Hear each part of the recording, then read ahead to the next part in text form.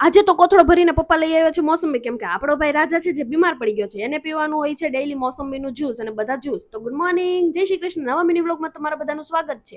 દિવસની શરૂઆત કંઈ ખાસ થઈ હતી નહીં, કેમ કે મમ્મી ગયા હતા પાણી ઢોળમાં અને ઘરનું બધું કામ મારે અને કાળીબેનને કરવાનું હતું. ઘરનું બધું કામ પતાવી દીધું અને કાળીબેન તો સવારમાં જ કેલેરીસ લેવા બેસી ગયા હતા.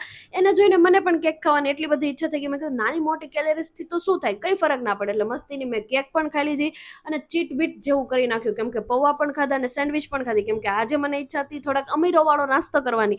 મસ્તીની સેન્ડવિચ અને પૌવા જોઈને તો એટલી ખુશી આવી ગઈ, મેં કીધું વાવ અમીરો વાળો નાસ્તો. મેં અને કાળીબેને તો નાસ્તો કરી લીધો, પણ આપણો ભાઈ જે બીમાર પડી ગયો છે એને તો ઓનલી જ્યુસ જ પીવાનું છે. એટલે મસ્તીનું જ્યુસ બનાવી નાખ્યું, કેમ કે બહુ ક્યારનો કહેતો હતો કોઈ જ્યુસ પીલા દો મોસંબી કા. એટલે મને દઈ આવી ગઈ, એટલે મેં કીધું કાંઈ વાંધો નહીં, બીમાર પડી ગયો છે એટલે આપણે એની સેવા કરવી જ પડે. તમે લોકો બધા પૂછો એ પહેલા જ કીધું ભાઈને થયું છે આંતરડામાં સોજો કે ઇન્ફેક્શન. હા, ઇન્ફેક્શન આવ્યું છે, એટલે ખાવા પીવામાં તમે લોકો પણ ધ્યાન આપજો, બાકી તમારે પણ થઈ જશે જાડિયાભાઈ જેવું.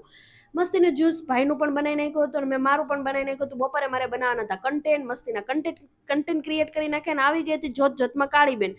એટલે સાંજે પણ એને કેલેરી વાળું જ ખાધું છે, મેં નહોતું ખાધું, કેમ કે દિવસે ખાઈ લીધું હતું એટલે બહુ ઇનફ હતું. સાંજે ભાઈ માટે દાડમના દાણા ફોડી નાખ્યા અને બસ આજ માટે આટલું. મળી આવો બીજા બ્લોગ સાથે. બાય.